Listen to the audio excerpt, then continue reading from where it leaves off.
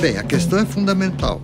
A consciência sobre o planeta. Daqui a pouco a gente não tem mais mosquito, não tem mais abelha, não tem mais gafanhoto, porque os caras do agronegócio vão matar todos eles envenenados. Quando o agricultor produz com veneno, o primeiro a ser intoxicado é o agricultor.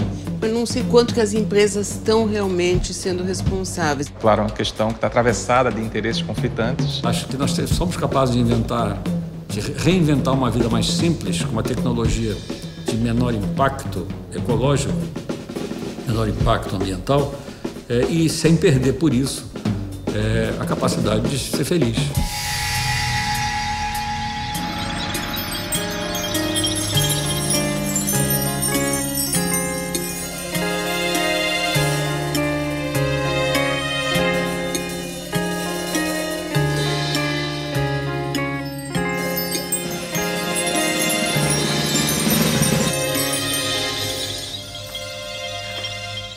O que é a floresta, né? O que é a floresta para nós? A floresta ela é nosso supermercado, a floresta é o nosso hospital, a floresta é a nossa farmácia, a floresta é o nosso shopping, a floresta é a nossa igreja. Quando eu ouço alguém chamando a floresta de recursos naturais, eu sinto assim um espinho na minha carne. A gente cresce numa educação onde a gente combate o espaço. A primeira coisa que a gente faz com a terra é botar cimento em cima. Sabe? E a gente vai se desligando da terra. E o ser humano, quando ele se desliga da terra de verdade, ele vai se conectando com umas coisas que não tem aquela grandeza mesmo, sabe? Isso parece poético, parece blasé falar, sabe? Parece que é uma coisa... é um devaneio, mas não é verdade. Existe uma necessidade humana de contato com a natureza, sim. Sacou? Senão os condomínios de Playboy não chamava tudo o solar das andorinhas, sei lá, recanto dos eucaliptos, tá ligado?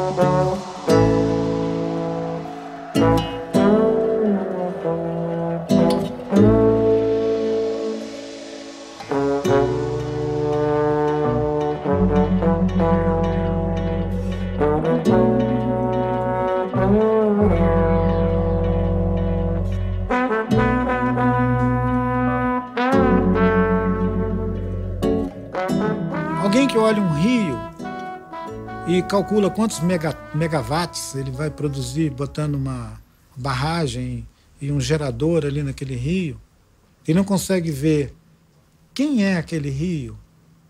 Quem, no sentido de que tem uma identidade. Aquele rio tem uma identidade. Aqui no Recife tem uma tendência que eu acho muito triste. A gente tem um rio, né, que é um rio muito interessante, o Rio Capibaribe. A cidade dá as costas para esse rio, literalmente, né, e usa esse rio, na verdade, como fossa.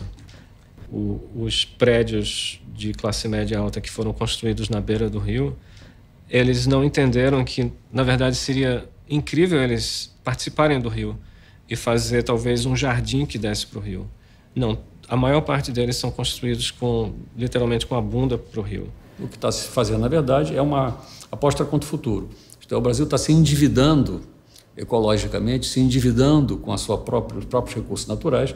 É uma espécie de cheque específico, de cartão de crédito, só que em cima do futuro, isto é, em cima das próximas gerações. O Brasil está como consumiu a Mata Atlântica, né? O Vale do Paraíba foi arrasado pela economia do café, o Cerrado está sendo arrasado pela economia da soja, né?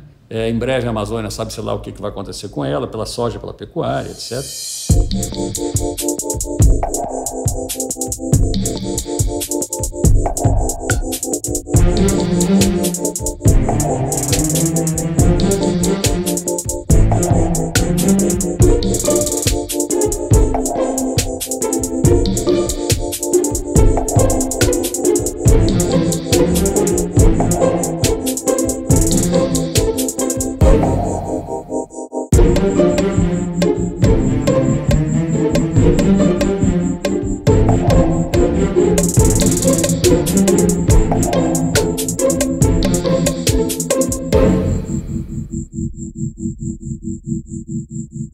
Nós estamos assistindo uma grande concessão do pensamento ambientalista ao pensamento do mercado, à utilidade dos recursos naturais como um acervo disponível.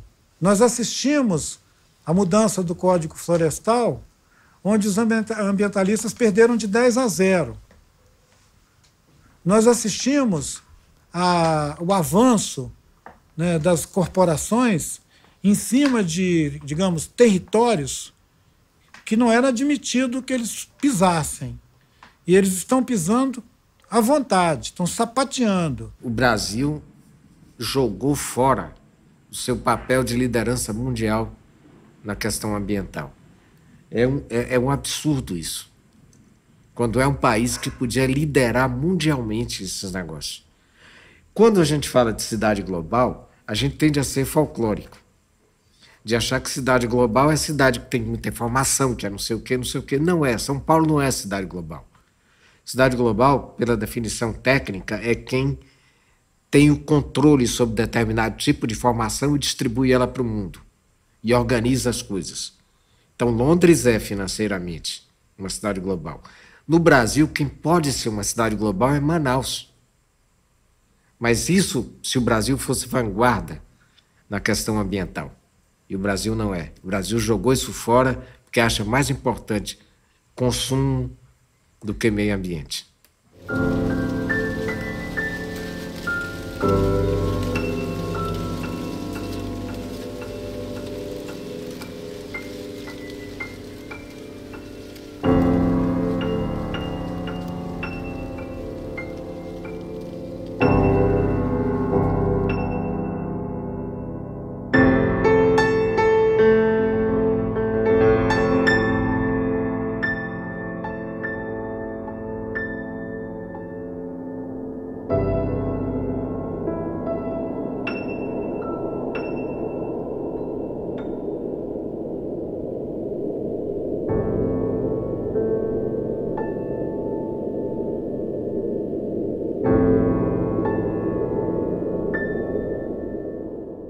Por exemplo, aí num país como o nosso, aí você tem o tema das políticas ambientais, né? Por exemplo, são extremamente fortes nos países escandinavos, e que é uma questão extremamente importante, né? Mas no Brasil, no país da desigualdade, ela se torna um tema para as classes médias mais culturais, um tema mais importante do que a própria desigualdade. É incrível isso, né? Eu lembro de um sociólogo que é conservador, um sociólogo chamado Niklas Luhmann. Ele disse assim: eu desejaria que o tema da desigualdade tivesse 10% da atenção que o tema que o ambientalismo tem. Tá? Mas é claro, o ambientalismo não está tocando na questão da distribuição do poder e da renda. Qual é a maior tragédia ambiental do Brasil? A maior tragédia ambiental do Brasil é o fato de que mais de 50% das residências do país não têm esgoto tratado. É como se a obscena desigualdade social fosse uma herança natural da qual a gente não tivesse que se livrar. Se pensarmos o ambiente de um modo mais amplo, né, a questão ambiental, e eu acho que é preciso entender de um modo mais amplo, incluindo as pessoas que estão presentes nesses contextos, né, nesses ecossistemas, né? A gente pode ver no Brasil, por exemplo, uma contradição muito grande entre esse grande crescimento que alavanca o Brasil, esse progresso que gera essa renda, né? E a destruição de formas de vida muito específicas. Não só da natureza como a gente entende ela, mas também de formas de vida, por exemplo, das populações indígenas, de muitas etnias indígenas. Eu acho que há uma contradição entre o incentivo ao agronegócio no Brasil, por exemplo, e a defesa dos interesses indígenas do Brasil. E a perspectiva do cara que construiu ali as casinhas dele flutuando lá no Amazonas, lá, aquela tecnologia me interessa. Aquilo ali pra mim é uma tecnologia encantadora. E eu acho que ia ser do caralho se os moleques aprendessem sobre isso. Acho que eles iam pensar, inclusive o Brasil da cidade, de uma maneira melhor. A agricultura, por mais simples que seja, a agricultura do índio, a agricultura do quilombola, a agricultura do ribeirinho. Isso interessa, sim, pro jovem da cidade, para pensar melhor a cidade. Senão a cidade vai virar o quê? Essas aldeias mortas que ninguém batuca. Sabe? Todo mundo tá correndo, olhando pro relógio. Fudeu. Esto es El Mundo en Movimiento. Esta semana estamos en la ciudad brasileña de Recife para investigar un curioso caso. Un cambio climático que está revolucionando una cultura entera y está desafiando a la comunidad científica internacional.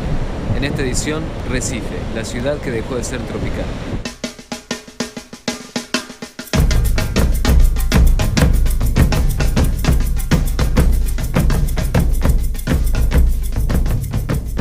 Ubicada en la región noreste del Brasil, en la provincia de Pernambuco, Recife es una ciudad bella con un fuerte aroma a marea, frutas y orina. Esta Venecia brasileña es atravesada por un caldo oscuro que alguna vez fue un río, el Capibaribe. La región poseía un clima ecuatorial, con una temperatura promedio de 30 grados centígrados en el verano y una mínima de 22 grados durante el invierno. En otras palabras, Recife no sabía lo que era el frío. Hoy, todo eso es parte del pasado.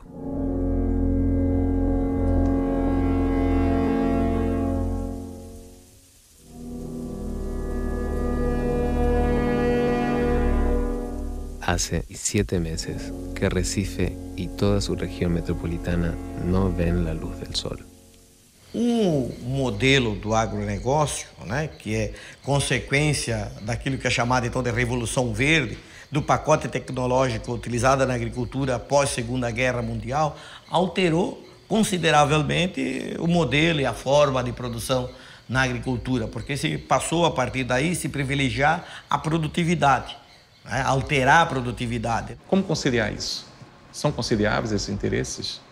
Não seria preciso, então, repensar esse modelo de desenvolvimento baseado num tipo de negócio que causa a destruição de um ecossistema fundamental, não diria nem para o país, mas para o mundo? O Brasil se reconverteu num país de exportador de produtos primários, voltou à sua vocação colonial mais antiga, né? Parece que a gente passa por famosos ciclos econômicos do café, da cana, do ouro, dos produtos extrativistas. Continuamos na mesma batida agora com a soja, a carne, né? O Brasil se conformou em ser um exportador de produtos primários. Isso tem provocado vários problemas. O principal deles, acho eu, é esse, de destruição sistemática do meio ambiente, que está forçando a migração para a cidade, né? Está inchando as favelas, está inchando as periferias. Essa perspectiva também de que a cidade, o progresso, e isso aqui é o estágio final da evolução do ser humano, isso é uma bosta, né? Para nós que cresceu aqui, tem seu ar de diversão também. Porque nós temos o cinema, mas isso é para nós, que é os caras que cresceu, nasceu no meio disso. A gente precisa entender o outro lado da moeda. E, além de entender, a gente precisa criar meios para que aquilo não desapareça. Entendeu? Porque quando exterminar os quilombos, os índios, puta, mano, aí o Brasil vai perder esse bagulho aí de não desistir nunca. Vai perder essa alegria aí. Entendeu? Aí nós vai virar... Aí o barril de pólvora vai explodir.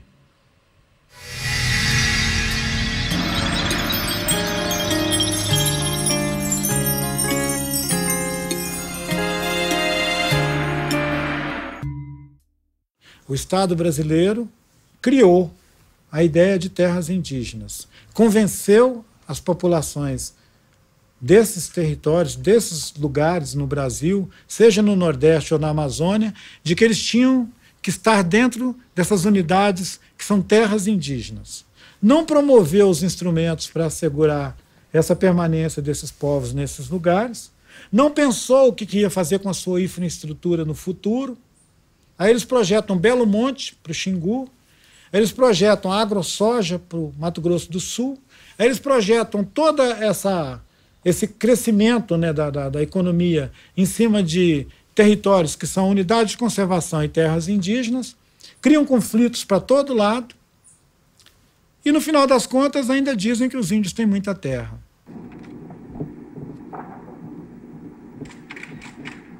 Os senhores não poderão ficar omissos, os senhores não terão como ficar alheios a mais essa agressão, movida pelo poder econômico, pela ganância, pela ignorância do que significa ser um povo indígena. O povo indígena tem um jeito de pensar, tem um jeito de viver,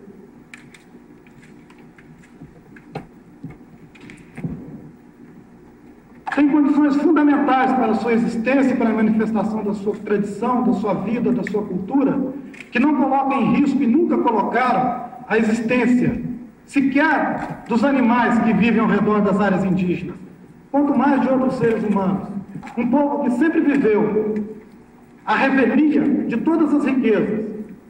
Um povo que habita casas cobertas de palha, que dorme em esteiras no chão. Não deve ser identificado de jeito nenhum como um povo que é o inimigo dos interesses do Brasil, inimigo como os interesses da nação e que coloca em risco qualquer desenvolvimento. O povo indígena tem regado com sangue cada hectare dos 8 milhões de quilômetros quadrados do Brasil. Os senhores são testemunhas disso. Por que os índios hoje são uma questão tão importante, né? Os índios representam... Os índios são uma espécie de... Os índios são uma verdade que o Brasil atual quer recalcar de qualquer maneira. Porque os índios são justamente o projeto civilizatório cujo extermínio está na origem do projeto moderno de que nós nascemos e, dialeticamente, o nosso projeto moderno que os exterminou vai levar ao extermínio da nossa espécie.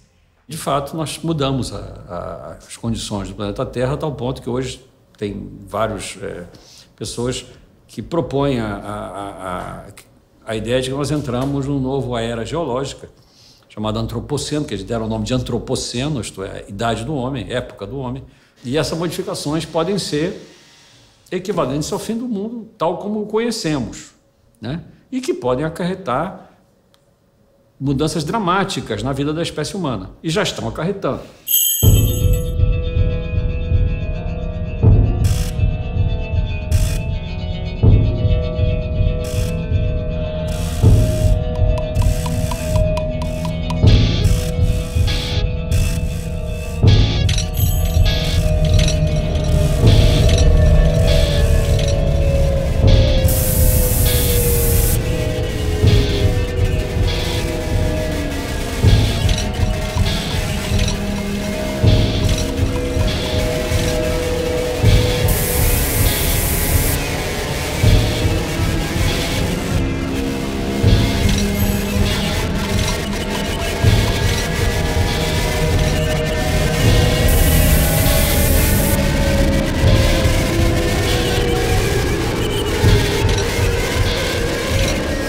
Se nós entendemos que algumas populações do planeta viveram isoladas em algumas regiões por séculos e conseguiram dar conta da sua reprodução cultural, social, tiveram filhos, constituíram famílias, criaram e expressaram sua cultura, sua visão de mundo e foram autossuficientes, sem esse aparato todo que nós imaginamos que o mundo precisa dele, é um atestado para a gente de que esse aparato ele é muito mais talvez uma necessidade da gente estar o tempo inteiro se movendo e fazendo coisas, do que alguma coisa que é essencialmente mesmo necessária para a vida.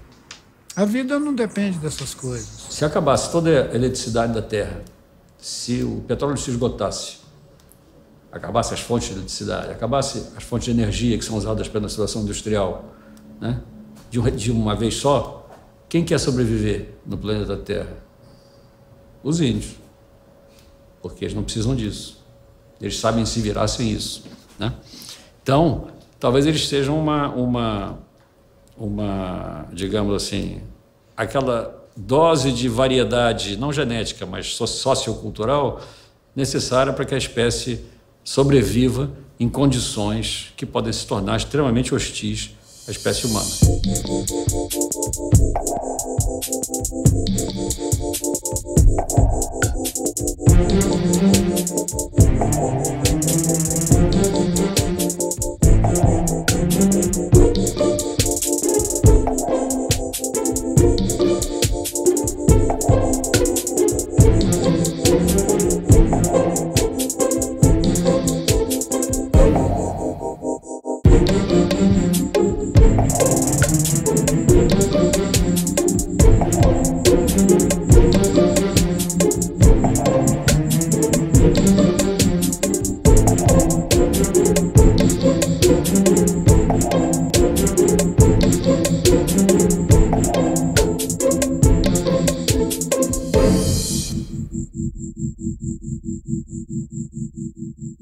Quando os europeus chegaram, em 1500, você tinha não sei mais quantos milhões de pessoas no continente americano. Em 100 anos, essa população tinha caído a 5% do seu efetivo anterior.